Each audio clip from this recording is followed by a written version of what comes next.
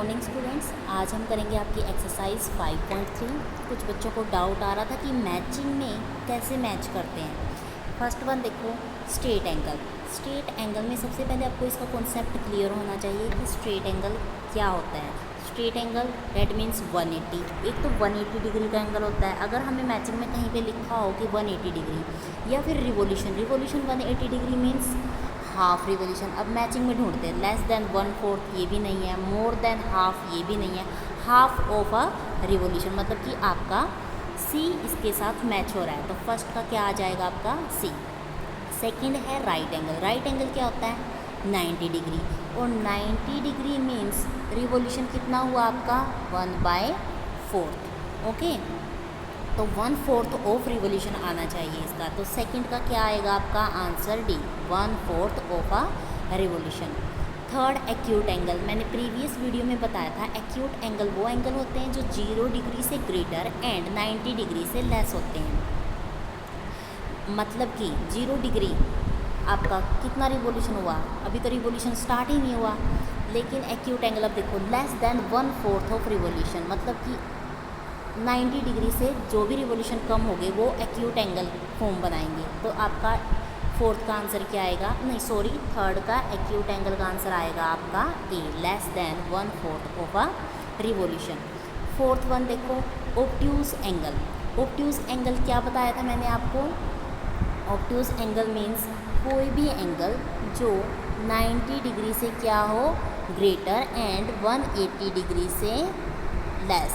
Okay, 90 degree से greater, जैसे कि x है, अगर मैं बोलती कि x ऑब्ट्यूज एंगल है तो उसको 90 डिग्री से बड़ा होना पड़ेगा और 180 से नीचे, मतलब कि उसको 1/4 रिवोल्यूशन से ग्रेटर होना होगा एंड हाफ रिवोल्यूशन से लेस होना होगा। चलो मैचिंग में ढूंढते हैं।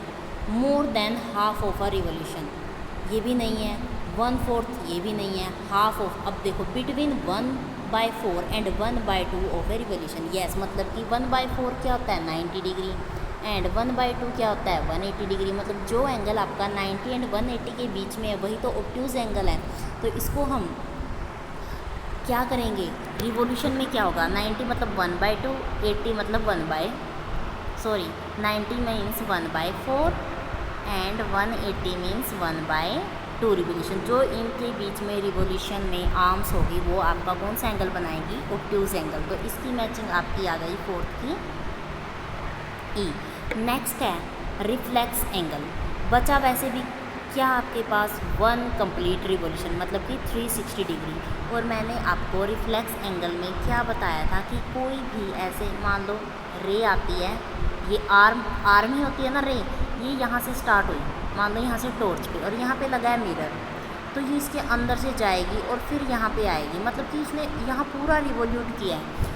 डेट मीन्स वो 0 डिग्री से कम है और 360 तक वो चलेगी। अब ये 1 कंप्लीट रिवोल्यूशन भी एक तरह से रिफ्लेक्स हुआ। क्यों रिफ्लेक्स हुआ, आप देखो मैं यहाँ से टॉर्च के साथ रे डाल रही हूँ, यहाँ पे आपका मिरर है, स्ट्रेट डाल रही है तो ये वापस से फिर आएगी, यहाँ से गई थी वापस से फिर टकरा के आ गई, इसने पूरा 360 डिग्री का रिवोल्यूशन कंप्लीट किया, तो वो क्या बना आपका रिफ्लेक्स एंगल।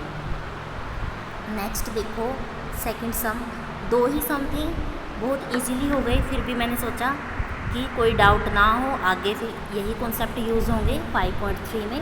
तो सबसे पहले 5.2 अच्छे से करो। सेकंड चैप्टर सेकंड क्वेश्चन देखो, classify each one of the following angles as right, straight, acute, obtuse और रिफ्लेक्स एंगल बताना है। अब ये देखो यहाँ पे या तो आप डी की हेल्प से मेज़र कर लो, वैसे भी आपको दिख रहा है कि 90 डिग्री तो ऐसे बनेगा, ये स्ट्रेट लाइन बेस मान लोगे तो ये परपेंडिकुलर डल के 90 डिग्री, तो ये 90 से कम है, तो आपका ये कौन से वाला एंगल बनेगा एक्यूट एंगल। और ये वाला एंगल देखो आपका 90 डिग्री का तो यहाँ पे बनेगा ना, ये 90 से अबव चला गया, तो ये हमारा कौन सा वाला एंगल होगा obtuse angle. And third one angle क्या होगा हमारा, बिल्कुल देखो ये आपकी लाइन है स्ट्रेट और इसके ऊपर परपेंडिकुलर मतलब कि वो 90 डिग्री का बन रहा है, तो ये हमारा कौन सा एंगल है राइट एंगल। नेक्स्ट देखो दिस वन, यहाँ पे आपका रिवोल्यूशन यहाँ से स्टार्ट होके यहाँ तक हो रहा है। ओके, मतलब कि ना ये एक्यूट है ना ऑब्ट्यूज है ना ही राइट है, तो ये हमारा कौन सा एंगल हुआ रिफ्लेक्स एंगल।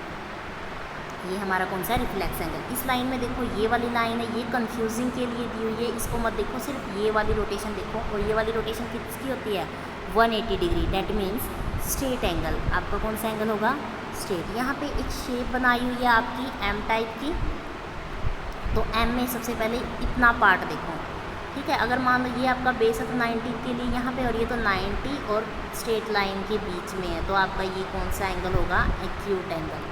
ओके, फिर आप वैसे ही फिर एंगल बनाकर हम इसको बेस लेते हैं, तो ये क्या हुआ आपका 90 डिग्री से कम, तो आपका ये क्या हुआ यहाँ भी एक्यूट एंगल।